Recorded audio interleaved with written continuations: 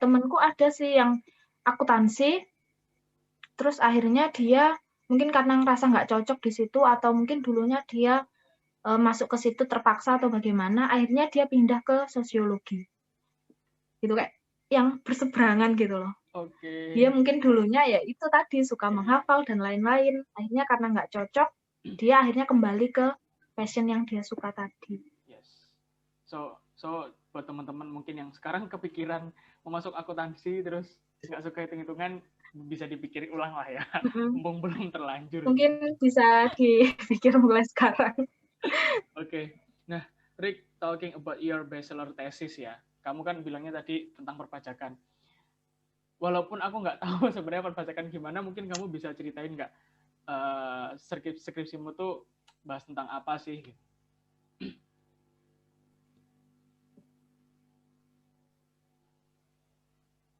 Aku dulu pajak pemerintahan. Jadi aku itu ambil judul itu pengaruh pengetahuan perpajakan terhadap pengaruh pengetahuan dan pemeriksaan pajak terhadap kepatuhan wajib pajak gitu. Yang mana aku tuh mau neliti sebenarnya pengetahuan dari wajib pajak kayak kita ini sebenarnya kan udah masuk angka wajib pajak.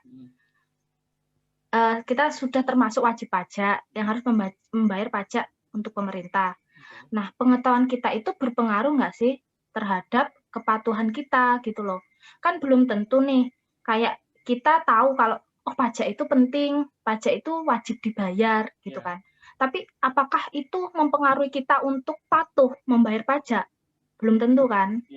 Kayak misal aku nih, aku tahu pajak itu penting, tapi aku bisa aja aku males bayar pajak atau mungkin aku sayang sama uangku buat bayar pajak gitu kan. Jadi kayak itu dipertanyakan, iya nggak sih kalau pengetahuannya baik tentang pajak itu akan berpengaruh terhadap dia patuh nggak bayar pajak.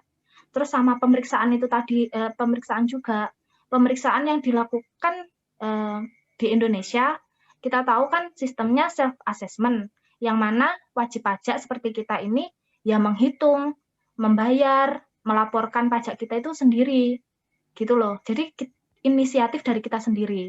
Sedangkan petugas pajaknya itu cuma kayak ngawasin aja. Misal ada yang nggak bener, ya kamu nanti ditegur gitu kan.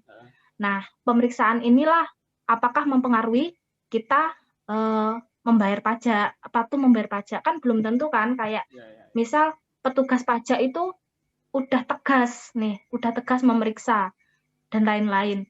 Tapi kayak kita kadang kan juga nyepelein sih, kayak alah diperiksa pun ya udahlah aku tetap males gitu kan.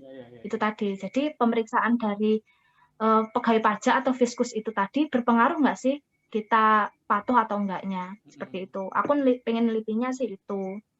Nah, ternyata di hasil tesisku itu tadi, di hasil skripsiku menghasilkan bahwa pengetahuan itu penting banget buat kita, dan itu tuh berpengaruh ternyata buat kepatuhan wajib pajak, dan pemeriksaan pajak itu tadi juga berpengaruh secara signifikan terhadap kepatuhan wajib pajak gitu. Itu yang aku temuin dalam tugas akhirku. Ya, mini sidang ya. Aduh, pusing. Isi skripsi. Iya, aku serasa sidang lagi loh ini. Mini sidang. Oke. Di luar semua apa ya, penjelimetan materi-materi akuntansi, kalau misalkan di UNER sendiri tuh lingkungannya kayak gimana, Rik? Anak-anak akuntansinya tuh kamu easy to bergaul satu sama lain atau seperti apa lingkungannya atau teman-temannya gitu kan? Kalau kita tahu anak teknik kan biasanya banyak cowoknya nih, atau enggak anak-anak kedokteran yang high class gitu kan. Nah, kalau anak akuntansi itu gimana pergaulannya?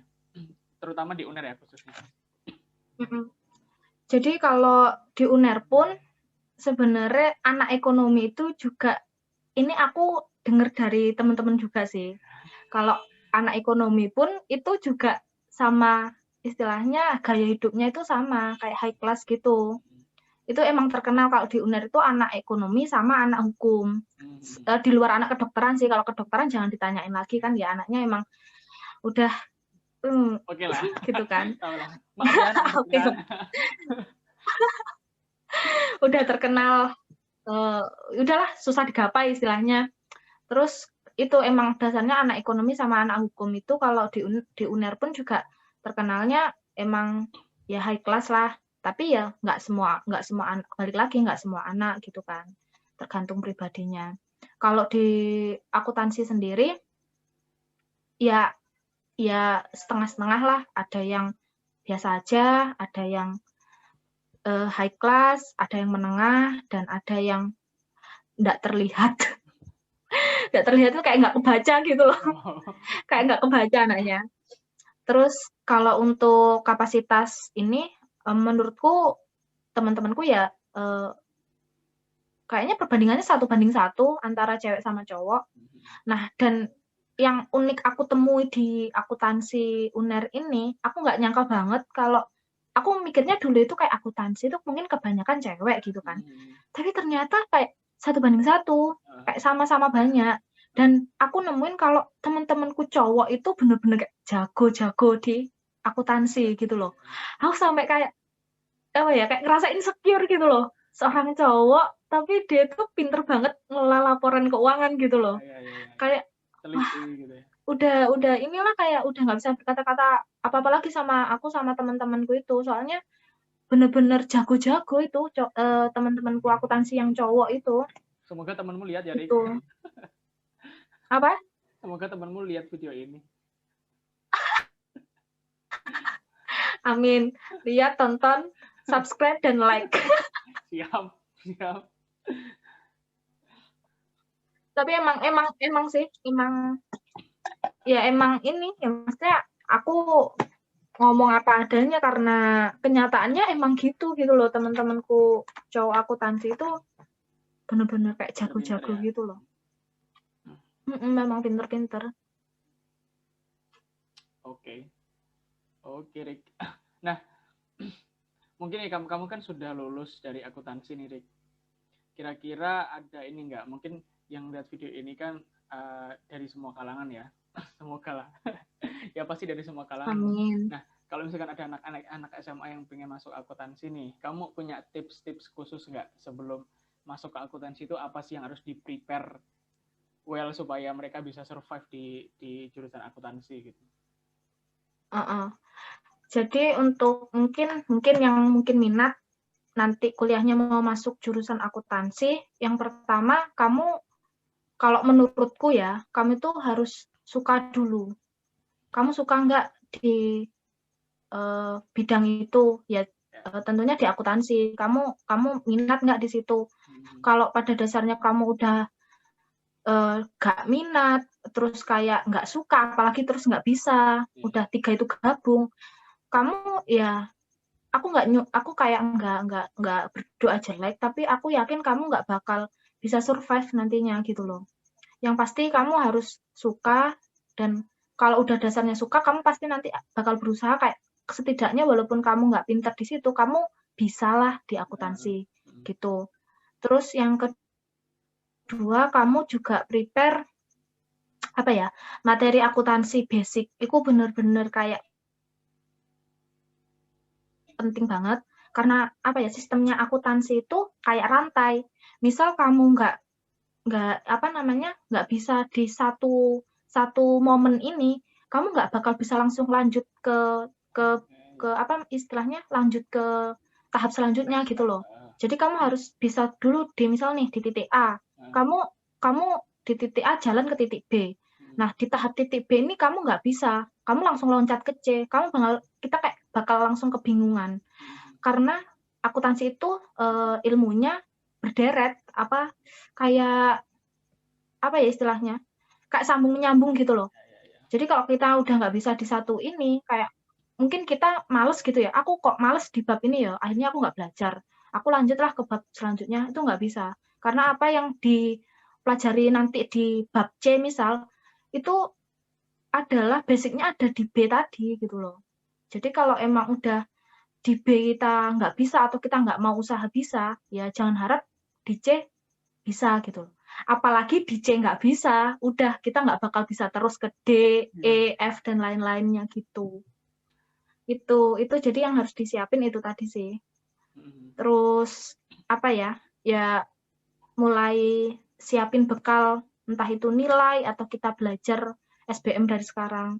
Karena nilai mungkin aja nanti siapa tahu kalau nasib baik kita lolos SNPTN gitu.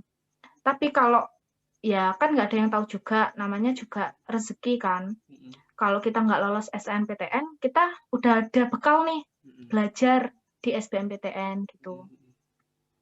Itu tadi. Karena yang aku tahu akuntansi itu di univ manapun termasuk salah satu jurusan yang passing grade-nya tinggi gitu loh.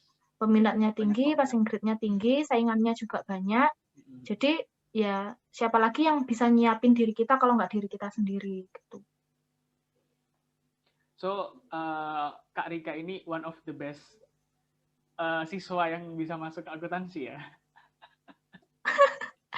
Salah satu siswa yang beruntung karena Allah mengabulkan keinginanku untuk masuk ke situ. Ya, tapi Kak Rika pantas untuk menjadi mahasiswa akuntansi gitu kan? Amin. Buktinya udah lulus. Amin. Kan? Buktinya udah lulus. Mantap. Oke, Rik. Sebenarnya bincang-bincang kita mengenai akuntansi sudah sangat ya banyak lah ya untuk teman-teman yang mungkin membutuhkan informasi-informasi gimana sih kehidupan mahasiswa akuntansi gitu. Nah, sebelum aku tutup, mungkin Rika boleh tanya nggak, Rika planning ke depannya ini terdekat mau ngapain nih setelah lulus?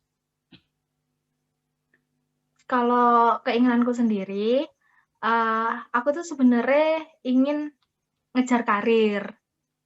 Walaupun mungkin orang tuaku kayak ya apa ya, kayak nggak menyuruh.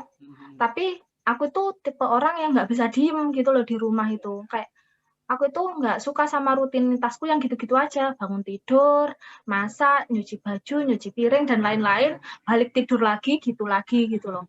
Aku pengen kayak, aku ada aktivitas di luar. Misal, ya itu tadi, aku pengen kerja. Dan pokoknya adalah mungkin aktivitas lainnya. Ikut kegiatan desa atau mungkin komunitas yang bermanfaat. Itu planningku untuk kedepannya gitu. Dan tentunya menjadi calon istri dan ibu yang baik. Iya, itu kan cita-cita semua perempuan ya. Siap. Itu planning terjauh. Siap. Oke, Rik, kelas ya. Ini aku juga tanyakan ke beberapa orang yang aku invite di YouTube aku. Apa ya? Some advice lah ya dari Rika as a young person sebagai seorang pemuda di Indonesia gitu. Mungkin apa sih pesan Rika buat teman-teman semuanya sebagai seorang pemuda yang sekarang mungkin kita lagi menghadapi tantangan baru gitulah di tahun 2021 dengan keadaan yang seperti ini gitu. Jadi apalagi menurutku ya, kita itu sekarang itu lagi ada di kondisi yang sulit banget kalau dibanding tahun-tahun sebelumnya. Karena pandemi ini kita menghadapi persoalan yang sangat pelik, sangat sulit, entah itu yang kita yang tadinya udah bekerja, akhirnya di PHK, terus atau mungkin anak-anak yang sedang bersekolah, tidak dapat bersekolah, tidak dapat bertemu teman-temannya. Terus anak yang kuliah, terutama yang sekarang lagi mengerjakan tugas akhir, mengerjakan skripsi, itu benar-benar kayak suatu kendala yang sangat-sangat sangat-sangat besar gitu loh. Karena nggak tergantung lagi kan, namanya juga skripsi itu ada yang dipermudah, ada yang dipersulit gitu loh, tergantung dosen dan tergantung anak-anaknya juga. Terus menurutku anak-anak yang saat ini menghadapi itu, aku dan masih bertahan itu, aku udah kayak mengapresiasi banget, mengapresiasi kita semua yang masih mau bertahan, masih mau lanjut untuk menghadapi ini semua gitu.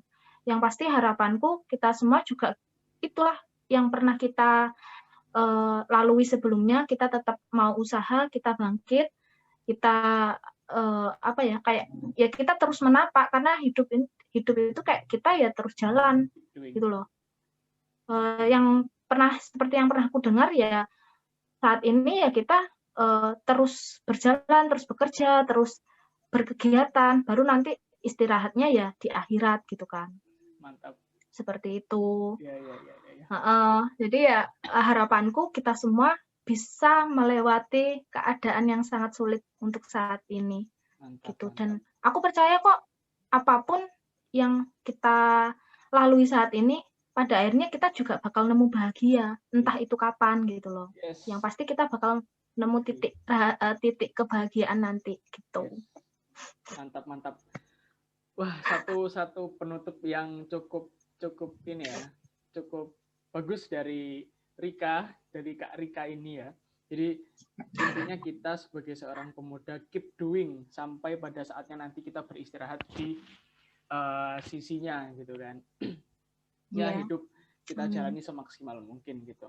Oke Rik, mungkin itu saja yang apa ya percakapan kita pada malam hari ini. Thanks for your insight, for your information. Terima kasih sudah mau datang di sini, meluangkan waktunya. Mohon maaf jika mengganggu rutinitasnya. Enggak, aku malah senang sih, kayak mungkin apa yang aku sampaikan siapa tahu nanti berguna, setidaknya bergunalah, bermanfaat gitu kan. Yes. Amin. Dan semoga planning Rika ke depannya bisa berjalan dengan lancar ya, Rik ya. Amin. Oke, Rik. Kamu juga semangat. Amin ya Allah, amin. Thank you, Rik. Kita harus ketemu offline ya, Rik. Iya, sama-sama. Jalan-jalan. Oke, Rik. Dadah, Assalamualaikum. Oke. Waalaikumsalam warahmatullahi wabarakatuh.